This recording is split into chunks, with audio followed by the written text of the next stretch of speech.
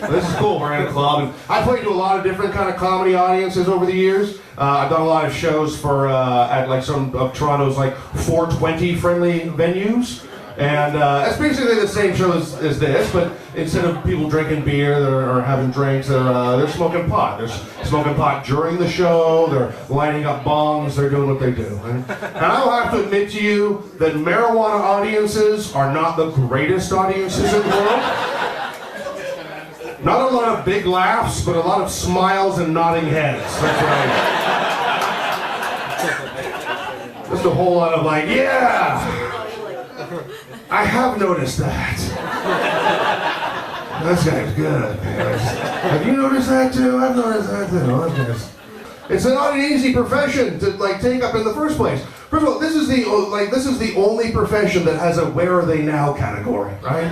You know, you don't see that with anything else. No one's ever like, hey, remember that dentist that you used to go to? I wonder what that guy's doing now, right?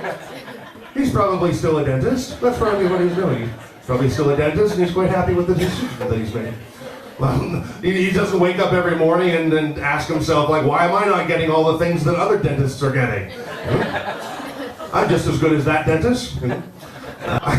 It's just it's a weird defense mechanism to use to stand up, and I use it all the time, right? If you want to try to break tension in a situation that you're in, you'll try to throw in a joke every once in a while, and there is something to be said about a proper place and a time for jokes, right? No jokes at the airport. They do not like that. Do not appreciate that. And another place, a doctor's office.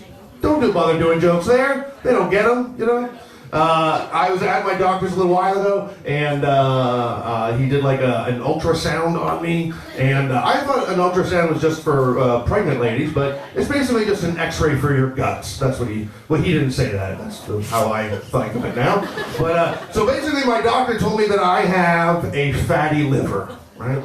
So he told me that I have to cut back on my drinking, and I got to lose some weight. But he told me I had a fatty liver. And, to try to break the tension, I just said to him, well, maybe my liver is trying to catch up with the rest of me. And that joke went over about as well in the doctor's office as it did here. Right on. Just a clear bombing in front of one person, and the doctor basically reacted with, what? And that's not the reaction that you want as a comedian. That is not what you want, right? Another time too, I was at I don't mean to brag, I was at a Mark's Work warehouse, and I'm buying a couple, I know, nothing but the best for this guy, right? And I'm buying a couple pairs of their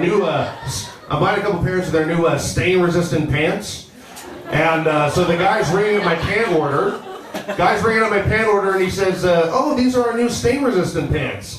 And I think, oh, here's an opportunity for a funny joke. So I said to him, oh yeah? Well, what happens if the stain comes from the inside of the pants?